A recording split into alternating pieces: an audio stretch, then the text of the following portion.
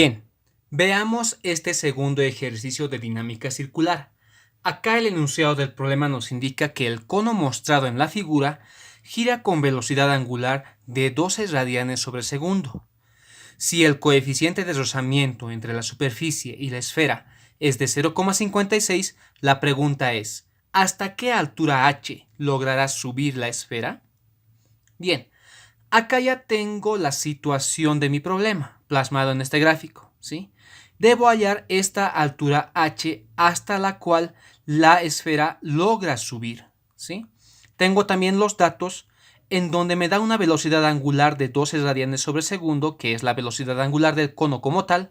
Tengo un coeficiente de rozamiento de 0,56 y debo hallar, nuevamente lo digo, la altura h a la cual va a lograr subir esta esfera, ¿sí? Lo que tengo que desarrollar ahora es un diagrama de cuerpo libre de la situación en este problema, ¿ok? Por lo tanto, tengo como primer punto que debo hallar el diagrama de cuerpo libre. En realidad debo dibujarlo, ¿no? Debo dibujar el diagrama de cuerpo libre de la esfera, ¿sí?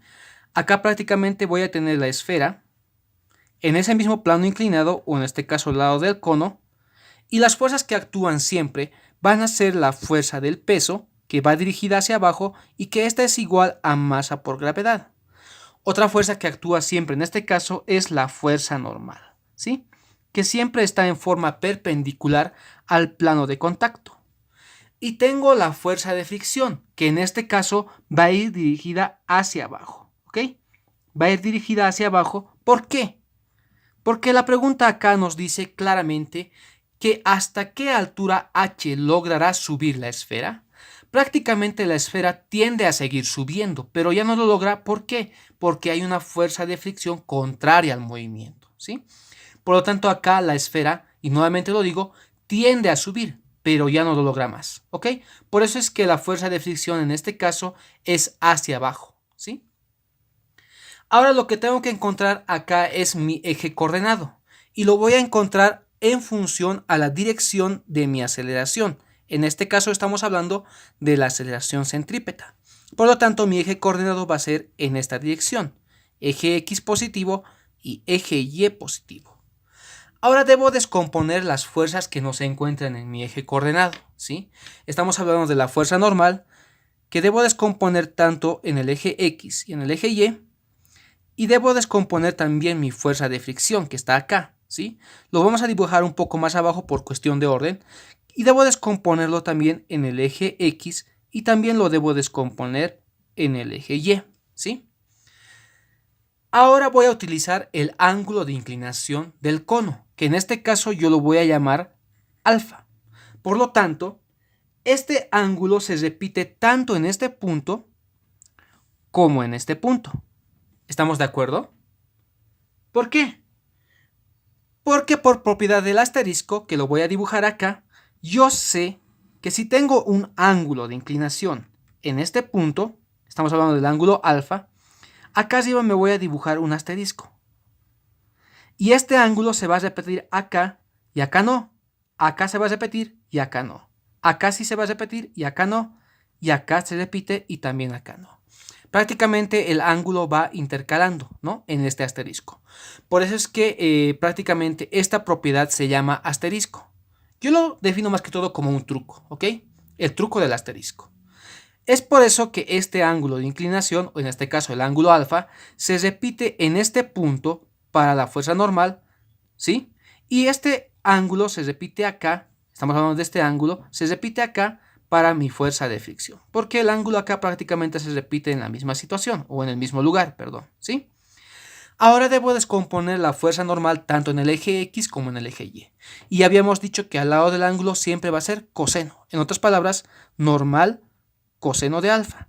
Y tengo que acá al otro lado es seno. En otras palabras, normal seno de alfa. ¿Qué tengo acá?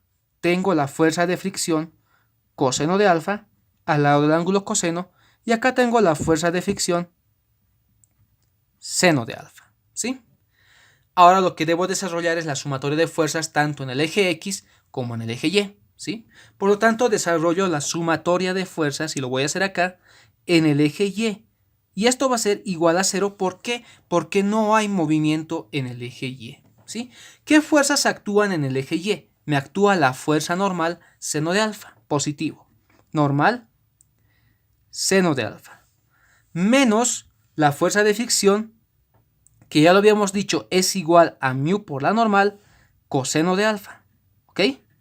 Y menos el peso, que en este caso es igual a masa por gravedad. Y todo esto es igual a 0. Despejando la normal, acá tengo que la normal es igual a masa por gravedad dividida entre el seno de alfa menos mu coseno de alfa, ¿no?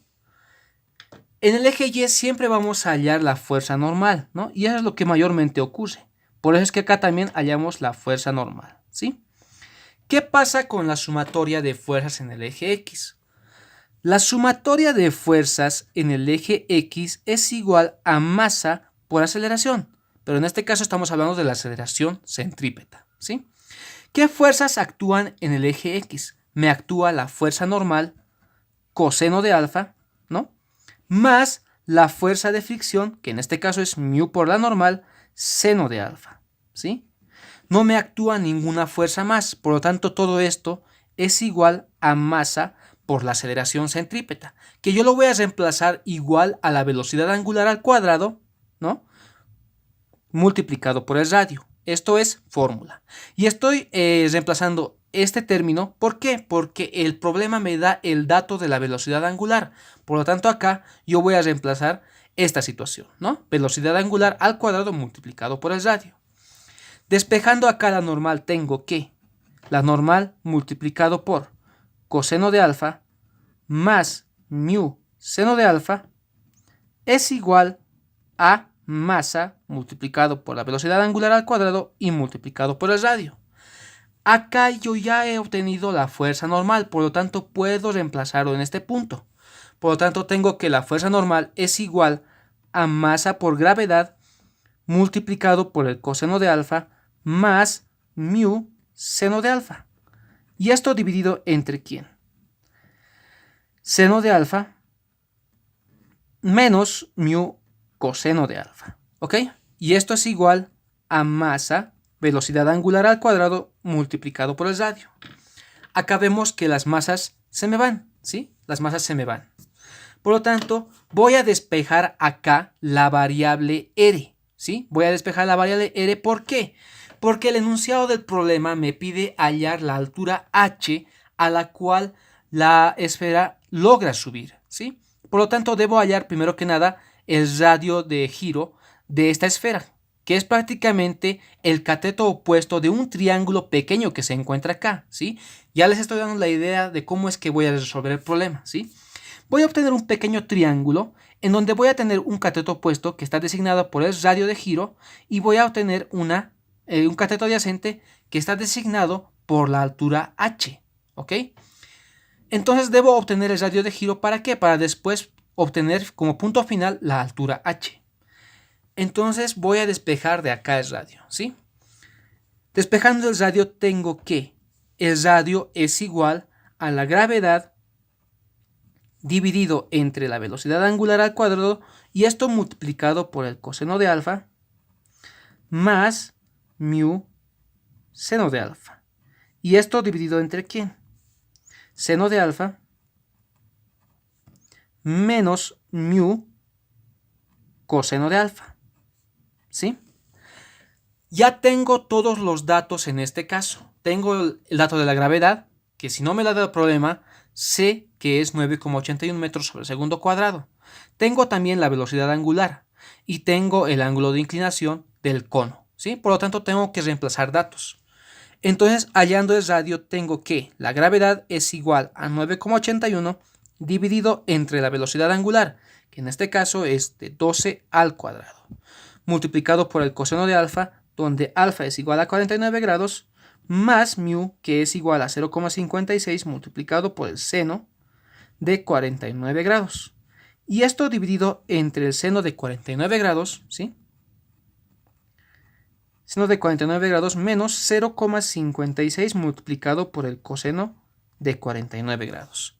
Por lo tanto, tengo que el radio es igual a ¿qué? Vamos a introducir los datos en la calculadora, ¿sí?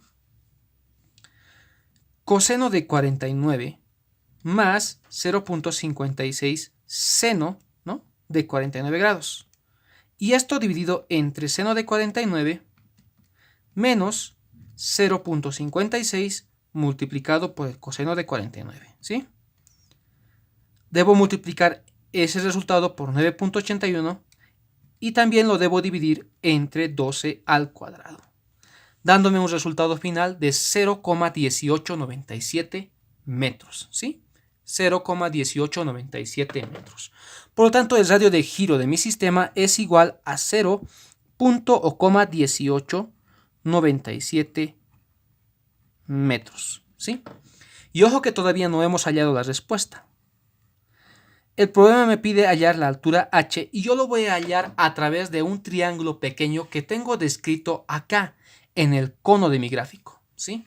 Por lo tanto, puedo indicar como segundo punto que en el gráfico yo tengo un pequeño triángulo descrito ahí, ¿sí?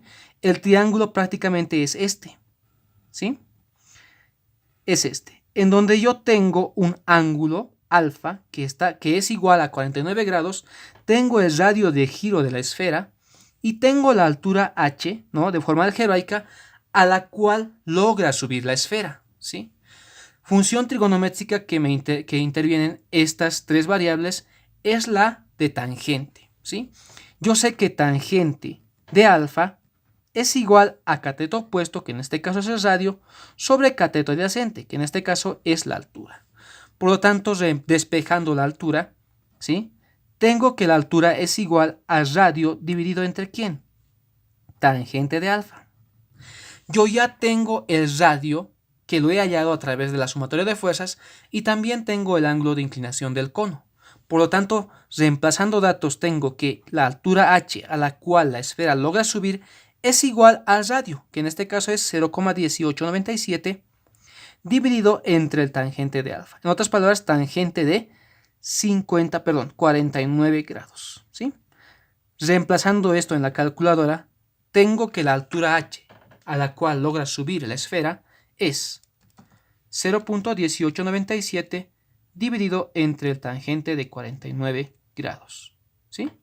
Tengo una altura h igual a 0,1649 metros, ¿sí? 0,1649 metros, ¿sí? Siendo la respuesta de mi problema. La respuesta obtenida hasta acá es con el análisis de la fuerza de fricción dirigida hacia abajo. Porque si analizamos la pregunta del problema, y la pregunta acá es ¿hasta qué altura h logrará subir la esfera? La esfera, ya lo habíamos dicho, tiende a subir, ¿ok? Pero hay una suposición, y es la menos probable en mi opinión, de que la esfera tienda a bajar. ¿Por qué? Porque acá puede ocurrir esta situación, y ojo que es la menos probable en mi opinión, de que la esfera empiece a desarrollar la subida y logre subir hasta acá, y ya no pueda más. ¿Pero qué pasa? Va a tender a querer bajar, ¿sí? Va a querer tender a bajar. ¿Por qué? Porque ya no puede subir más, ¿sí? Esa es una situación que yo creo que no ocurre, pero se la debería estudiar, ¿sí? Se la debería estudiar. ¿Por qué? Porque la fuerza de fricción en ese caso, cuando la esfera tiende a bajar, cambia de dirección. Simplemente por el hecho de que la esfera, en este caso, tienda a bajar, ¿ok? Tiende a bajar. Por lo tanto, si la esfera tiende a bajar, la fuerza de fricción cambia de dirección, ¿sí? Vamos a analizar esa parte de forma rápida, ¿ok? Si la esfera tiende a bajar, la dirección de la fuerza de fricción se encuentra en este sentido. Se encuentra hacia arriba. Y tengo una fuerza de fricción dirigida hacia arriba. Debo descomponer esta fuerza de fricción tanto en el eje X como en el eje Y, ¿ok? El ángulo de inclinación del cono se repite en este punto, por la propiedad del asterisco. Entonces tengo que acá es igual a la fricción seno del ángulo alfa y en este lado la fricción, ¿sí?, coseno de alfa, ¿sí? Perdón por el desorden. Ahora lo que debo desarrollar acá es que la sumatoria de fuerzas tanto en el eje X como en el eje Y. Y si hemos desarrollado bien nuestro ejercicio, lo único que va a cambiar en nuestro análisis es el signo, ¿sí? Veamos. La sumatoria de fuerzas en el eje Y es igual a 0. ¿Por qué? Porque no hay movimiento en el eje Y. ¿Qué fuerzas tengo yo en el eje Y? Tengo la fuerza normal seno de alfa, más la fuerza de fricción coseno de alfa, o más mu por la normal coseno de alfa. Acá el signo cambia, ¿sí? Menos el peso, que sigue, digamos, inalterable. Despejando la fuerza normal acá, ¿sí? Tengo que es igual a masa por gravedad dividido entre el seno de alfa más mu por el coseno de alfa, ¿sí? ¿Qué pasa con la sumatoria de fuerza en el eje X? Esta es igual a masa por aceleración centrípeta, claro. Entonces, analizando las fuerzas tengo que, en sentido positivo, la normal coseno de alfa menos la fuerza de fricción, mu por la normal. En acá solamente cambia el signo, ¿sí? Ojo que ya no estamos analizando esta parte. Esta parte es cuando la esfera tiende a subir. Por lo tanto, esta parte no se analiza en esta situación, ¿ok?